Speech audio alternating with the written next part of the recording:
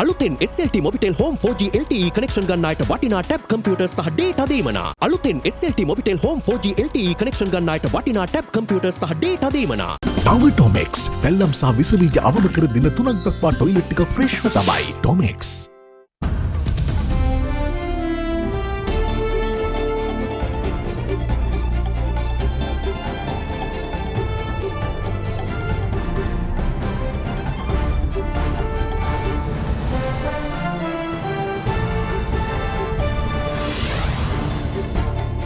Tonight, tightening belts.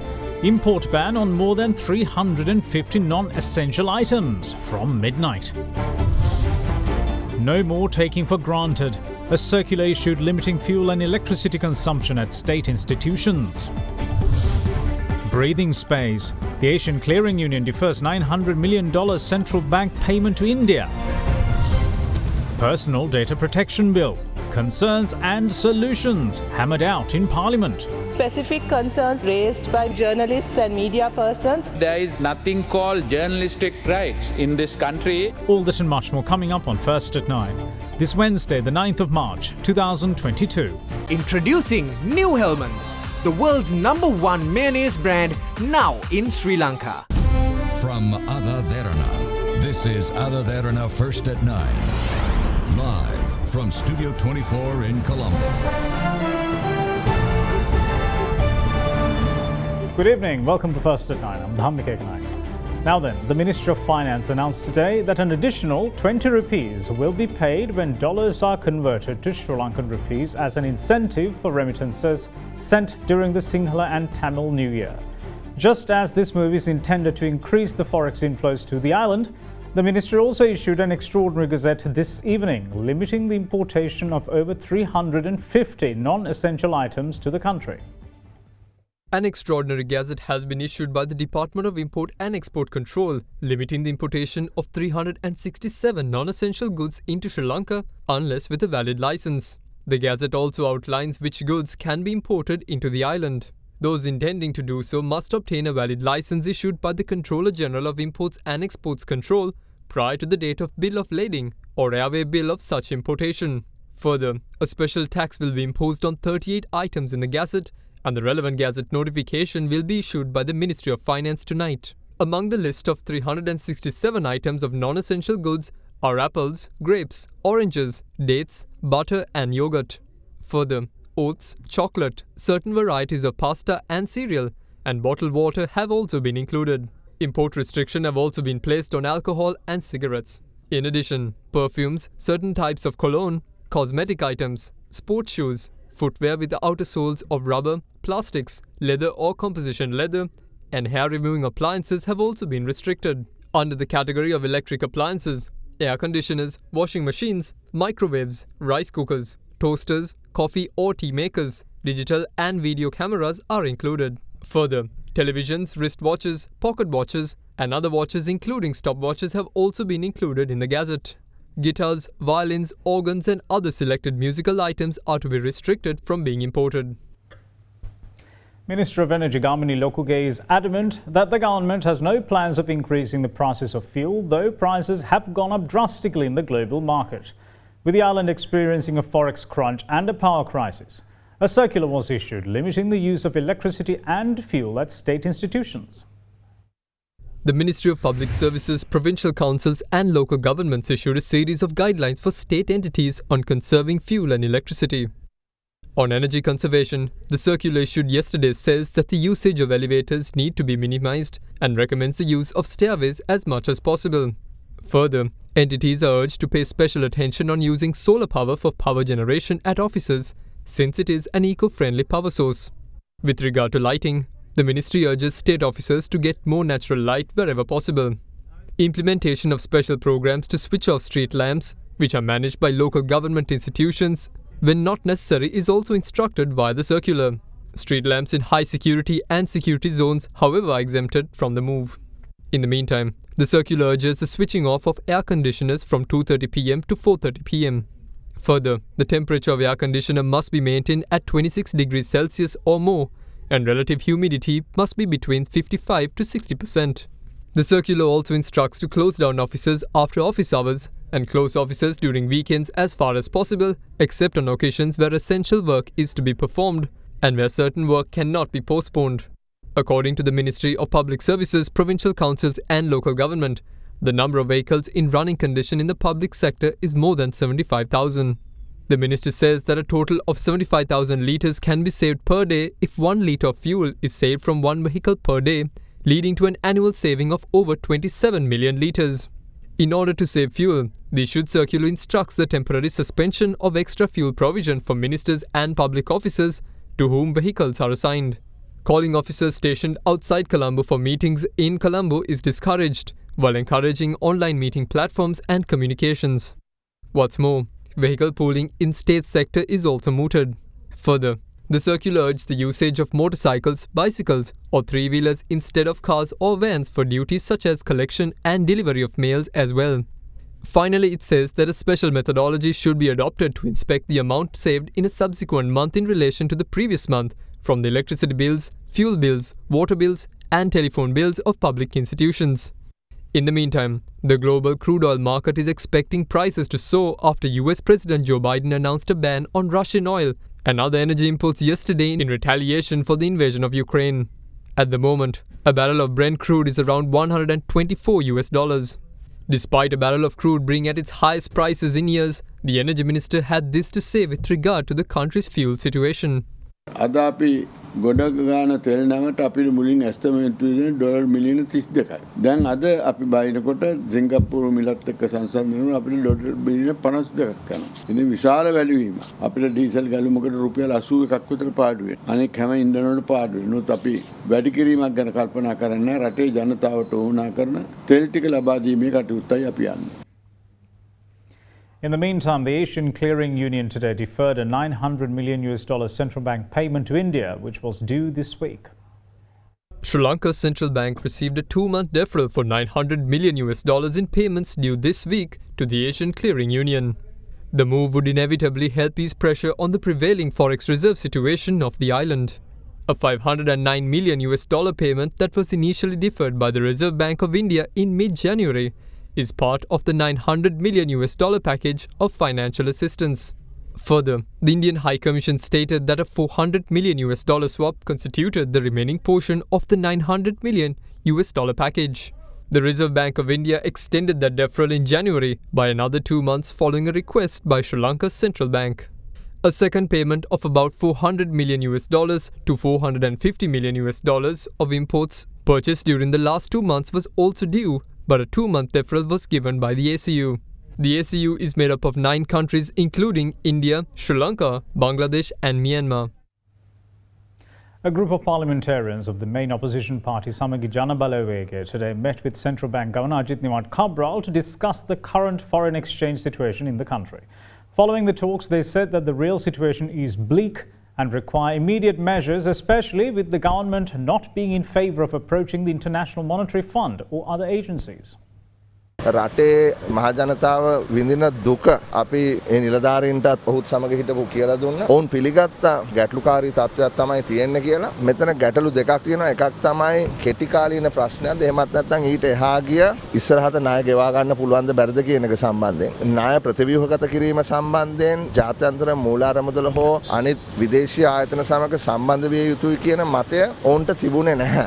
ඔවුන් බලාපොරොත්තු වෙන්නේ චීනෙන් තව ණයක් කිලලා තියෙනවා. තව තැන් වලින් ණය ඉල්ලලා තියෙනවා. ඒ හරහා කෙටි කාලීනව මේ ප්‍රශ්න විසඳගෙන ඉස්සරහට යන්න පුළුවන් වෙයි කියන මතය තමයි ඔවුන් හිටියේ. ඉතාමත්ම ලොකු ප්‍රශ්නයක් තිබුණා මේ සතියේ ඩොලර් මිලියන 500ක් ගෙවන්න තිබ්බා ඉන්දියාවට ගත්ත බඩුවලට බිල්. ඒක ගෙවන්න තිබේ ජනවාරි මාසයේ මැද.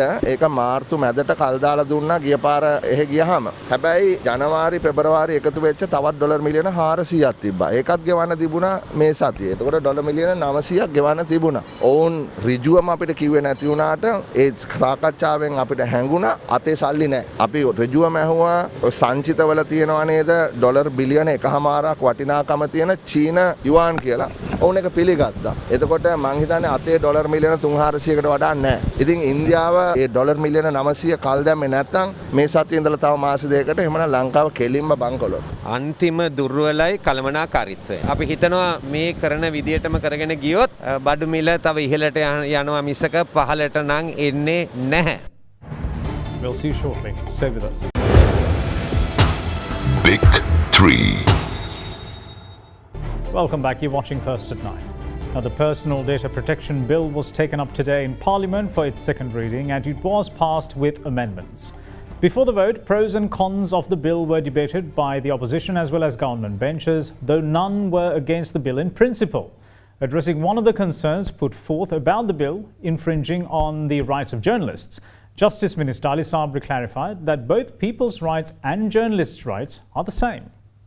මාධ්‍ය සංවිධාන සියල්ලම මේ පනතට විරුද්ධයි. ඒ අයට මේක සාකච්ඡා කරන්න වෙලාවක්වත් දීලා නැහැ. අනිත් එක 2015ට කලින් මාධ්‍යවේදීන් 15ක් විතර ඝාතනය වෙච්ච ආණ්ඩුවේ උරුමකාරීන්ට මේ වගේ බලතල දුන්නොත් මාධ්‍යවේදීන්ගේ විනාශය බව මේ පනත යෝජනා වුණේ 2019 ගරු කතානායකතුමනි මාර්තු මාසේ. 2019 ඉඳන් අද වෙනකොට 7 වතාවක් පබ්ලික් කන්සල්ටේෂන් වලට මේ පනත ඉදිරිපත් කළා තියෙනවා. ඒ විතරක් නෙවෙයි ICT එක ඇතුළු තාක්ෂණ අමාත්‍යාංශයේ වෙබ්සයිට් එකේ මේ පනත සම්බන්ධයෙන් සම්පූර්ණ දත්තයන් සඳහන් කරලා ගරු කතානායකතුමනි පබ්ලික් එකට අවස්ථාව දීලා තිබ්බා 2019 මාර්තු මාසේ ඉඳන් අද වෙනකන් ඔවුන්ගේ අදහස් යෝජනා ඉදිරිපත් කරන්න. ඉතින් එහාට අපි යමු ගරු මන්ත්‍රීතුමනි. උසාවිය යන සති දෙකක් තිබ්බනේ. හැබැයි ඒ සති දෙක ඇතුළත මේ කිසි කෙනෙක් උසාවියට ගියේ නැහැ. උසාවියේ දෙන්නෙක් නඩු දැම්මා දින 14 පැනලා. පනත පාර්ලිමේන්තුවේ විවාද වෙන්න කලින් දවසේ කතා කරලා කියනවා නම් මේකට අපි විරුද්ධයි මෙන්න මේ හේතු කියලා. මේ අවුරුදු එකමාරක් තිස්සේ තමන්ගේ විරෝධතාවය ප්‍රකාශ කරන්න තිබිච්ච අය ඒකෙන්ම පැහැදිලි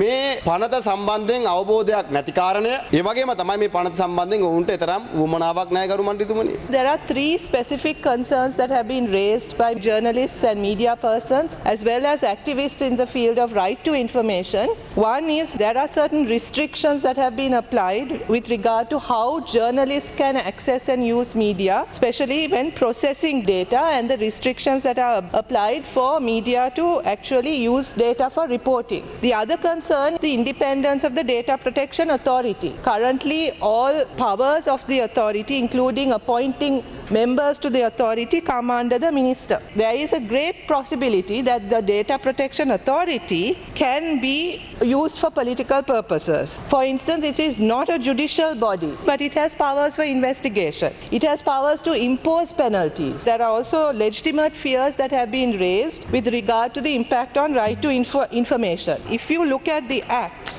it says in the event of any inconsistency between the provisions of this Act and the provisions of such written law, the provisions of this Act shall prevail. So that suggests that this Act overrides or prevails over all other existing Acts. This bill is necessary. There is no argument about that. There are legitimate fears that this bill can infringe on the right to expression and also on the right to information. On implementation of the Data Protection Agency will put the regulations under section 43 of the Act. That will be also published on media and also brought into the Parliament. The regulations can be drafted in a way that will not override the Right to Information Act. This is a salutary move, but if the government has proposed committee stage amendments today, and there are many amendments that have been proposed, which indicates even last minute the government itself is moving amendments, and I might mention one which was a concern, and the government is actually removing that. In clause 28, we found a very strange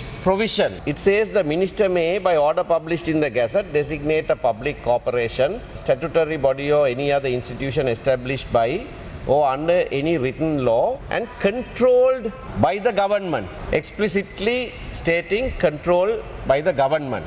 But I find that in the proposed committee stage amendments that have been given to us, that phrase has been left out, and that's a welcome thing. If that is what is happening, that's a good thing. Why can't the other concerns that have been raised also taken into account and dealt with? Most of these concerns are not really founded because there is nothing called journalistic rights in this country. Journalist rights and the people's right, freedom of expressions are one and the same. Journalist doesn't have a special right anything beyond that. They have certain amount of privileges. The opposition members, they all agree this is a necessary piece of legislation on infrastructure which is necessary in the digital era for us to protect our privacy, for people to protect their privacy. Countries like France, Germany, England, and even in US, this data had been used to go against the will of the people and to create a difference of a public opinion using this technology with Cambridge Analytica and the infamous cases and all we know. We are talking about the protection of the citizen and the protection of the data of the citizen. My concern was wider, protection from government, not which government, but protection from government. Because sometimes states can become autocratic over time and you can have autocratic leaders. But actually there is no mechanism, and I'm looking at this also on the background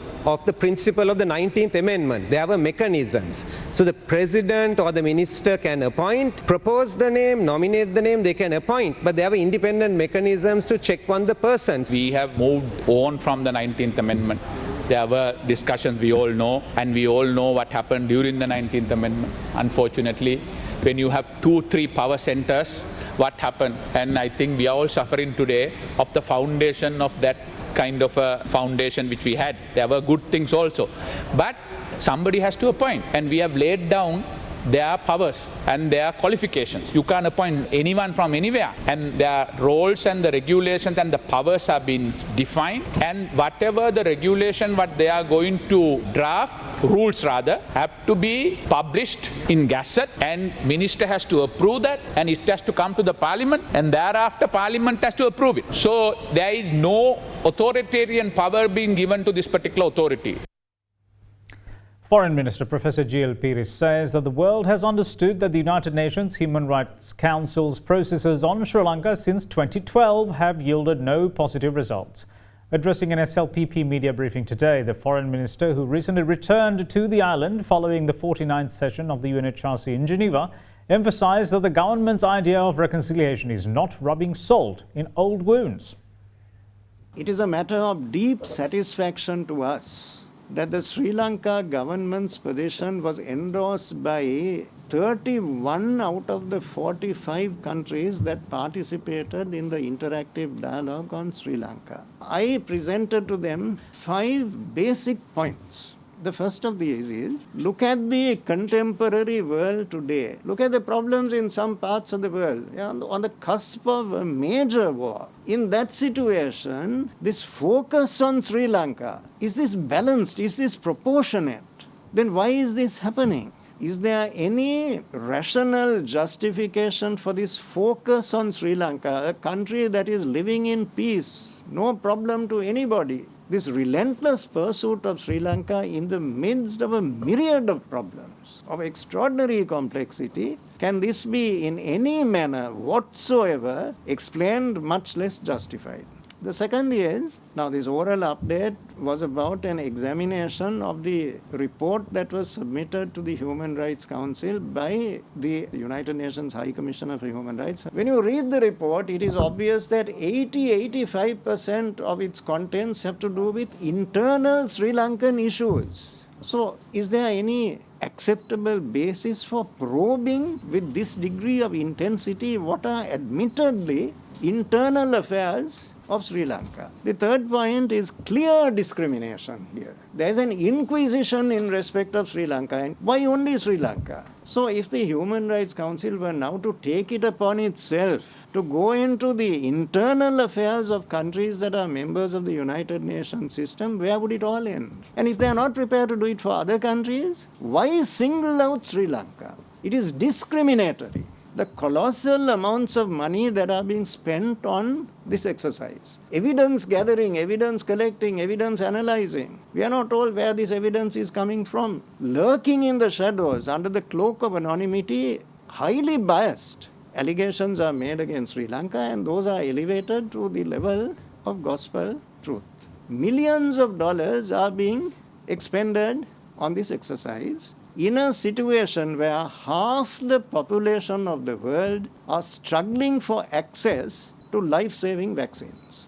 The reality is dawning on the international community that this has been going on since 2012, and it has yielded no positive results whatsoever. Just as much as it is polarizing the international community, is also causing serious divisions within the public of Sri Lanka. In the name of reconciliation, what we want to do is to unite people, not to rub salt in old wounds. In the meantime, Foreign Minister Professor G.L. Piris gave an update on the Sri Lankans living in war-affected Ukraine as well as in Belarus.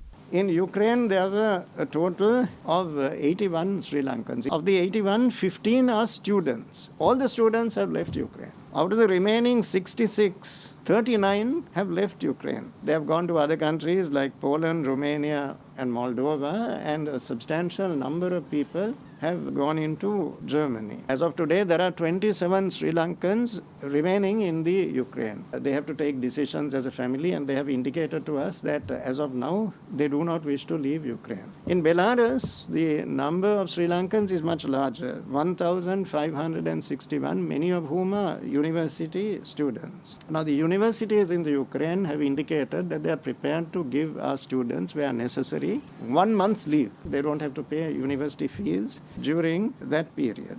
Our embassy in Moscow has made it clear that any assistance that is required by these students to obtain visas in order to enter Russia, our embassy will render every possible assistance.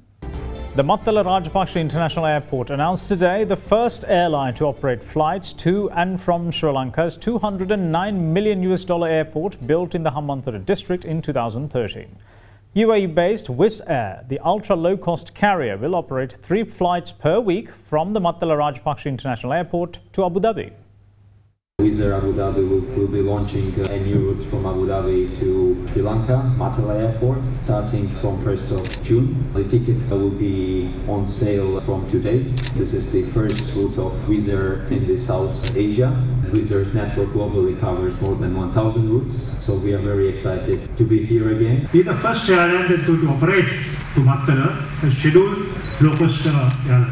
That is very good for us, especially the Middle East bound our passengers will definitely make use of this airline for their travel. Since it's ultra low cost, it will cost about only $48 1 week.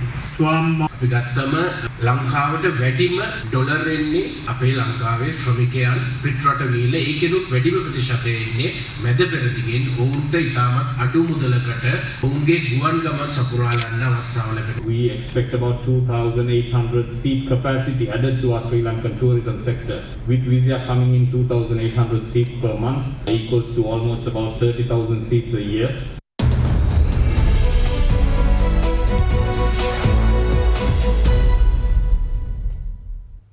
Now taking a look at the Colombo Bulls, Sri Lankan shares ended lower at the close of trading today.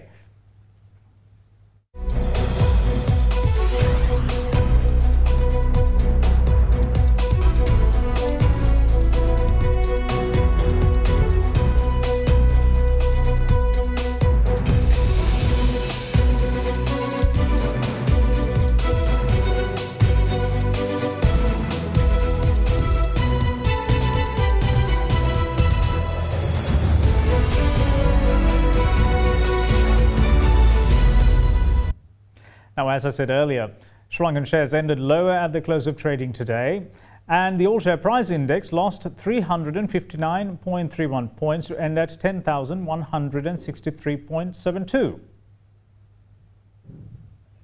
The index was dragged down by some of the transportation and banking sector stocks. The S&P SL20 index of more liquid stocks ended at 3,438.25, following a loss of 148.67 points. Now, the share volume was 137,992,735, while the market turnover was 2.5 billion rupees. And that's it from all of us here at First at 9. Thanks for watching. Bye-bye.